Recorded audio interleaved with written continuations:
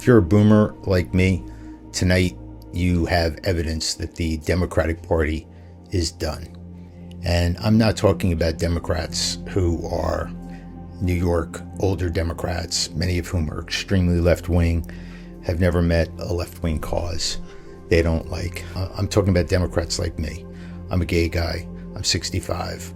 I was raised during the Vietnam War. My role models are people who fought in World War II. My grandparents are immigrants from Europe.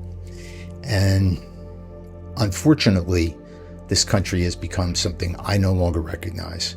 And certainly Jewish Americans, those who have their eyes open, no longer recognize.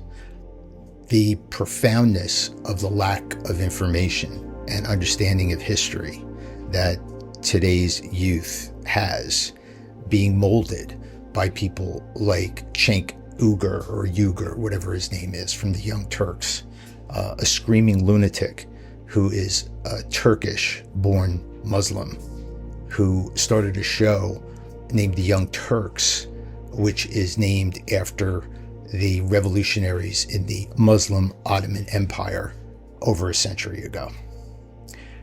It's very disturbing. And I'm not a radical on either end of the spectrum. Democratic leftism turns me off, extreme leftism, because it's blind, it's usually ignorant, and it's just based on beliefs of what should be as opposed to the realities of what is. And then on the right, it's certainly there as well. You know, the Groypers and people who are absolutely embarrassing on both ends of the spectrum. As Donald Trump said, people on both sides are good people on both sides. Well, that got misused. But in this case, you have bad people on both sides, really bad people. So people like us, whose parents fought to save our country from Nazism in World War II, who lived through the Vietnam War and the first questioning of the United States of America going to war. At least that was a dispute happening within the country, amongst citizens of the country, people who were by and large born here. Not anymore. Now we're importing people to question our foreign policies, our domestic policies, and to create confusion and anarchy. And chief among them is the mayor of my city, New York, a guy I find completely offensive as a human being for a variety of reasons. One is he was brought here at 7 years old, yet waited until 26 to apply for citizenship, even though he was eligible at 18. His mother said he isn't even American at all. He doesn't consider himself American at all. And this was when he was in college. His father is an outright anti-American person who avoided the draft in the Vietnam War. And his mother clearly has no love for America or its global policy. And certainly none of them have any appreciation of Israel and the role it has played as an ally of the United States since its foundation. So at this point, people who care about all this stuff and more, you have some tough questions to ask yourselves, because the Democratic Party should no longer speak for you. And the Republican Party, if you're like me, certainly doesn't really speak for you either. So you have to become a strategic voter, and you have to ask yourself, well, what primaries do I want to play in? Because being a loyal Democrat isn't the simple answer anymore.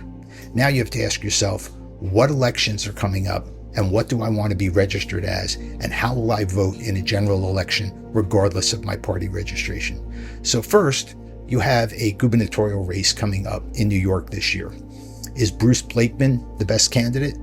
It doesn't appear to me that he is. He seems like a nice enough man, but I'm 65, he seems old at 70 to me, so I can only imagine how he seems to others younger than me.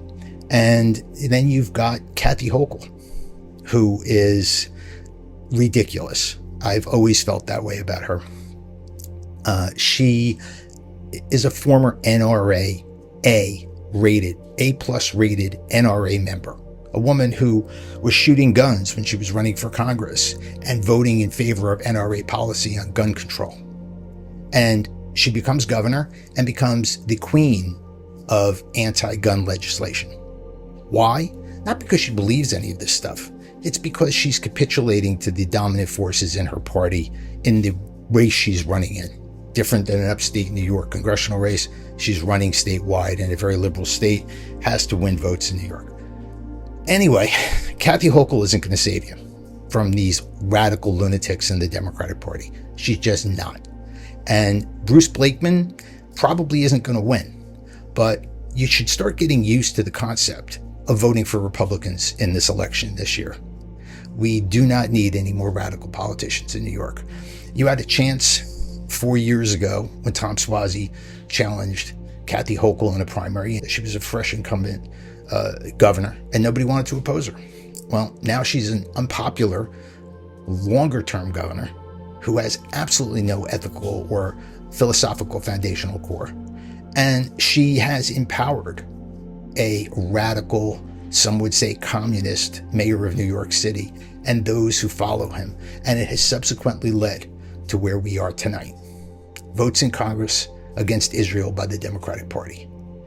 Votes in Congress against our long-term allies. And people who don't even come from this country, like Zoran Mandami, telling Americans what is right for America. People who didn't even stand for America to the degree that Zoran Mandami didn't by not registering for selective service for over 7 years as a green card holder, a federal crime. I'm sure he told selective service he forgot. But I knew you didn't, Zoran. You opposed the United States of America, as does your father, as does your mother. And I don't know what motivates you to be an elected official in the United States, but I don't believe it's the betterment of America. I think it's a foreign agenda that your father has instilled in you since you were his only son. You're going to have to make a decision on who you're voting for governor in November. I'm going to vote for Bruce Blakeman, not because I think he's going to win per se, not because I believe he's the absolute best choice of anybody who could possibly run. The difference is we've got two choices here. Kathy Hochul, who is going to capitulate to the radical left of the Democratic Party, and Bruce Blakeman, who may offer an opportunity to oppose them. He certainly has nothing to lose. He's an older guy, he's at the end of his political career, and he doesn't agree with these people. And even if we don't agree with Bruce Blakeman on everything, we know one thing for sure. We agree with these left-wing radicals in the Democratic Party on nothing. So look at Bruce Blakeman in November. And then beyond that, ask yourself whether or not you should even be a Democrat anymore. I know I'm going to be doing that, and I would never in my life have been a Democrat for 47 plus years. I've run for office as a Democrat. I don't recognize this Democratic Party. And I don't believe that in 2028, anybody running for president of the United States is going to be worth voting for in a Democratic primary. It's not a choice between the lesser of evils. They're all evil when it comes to what's in, I believe, America's best interests at this point. And for you, you have to make that decision as well. I think it's going to be more important to be a registered Republican in 2028, where you can vote in a Republican primary for the presidential candidate that matters to you. And like Bruce Blakeman in New York, the president of the United States is going to be the only stop against the radicalism of the Democratic Party for the foreseeable future. You can worry about fixing the Democratic Party from within. On a year-by-year basis, you can analyze that. But for the foreseeable future, I don't see it as being there anymore. The Democratic Party has to be opposed in general elections. And for me, I want to look at voting for a Republican nominee that's going to best represent what I believe is in America's best interests. That may not be J.D. Vance.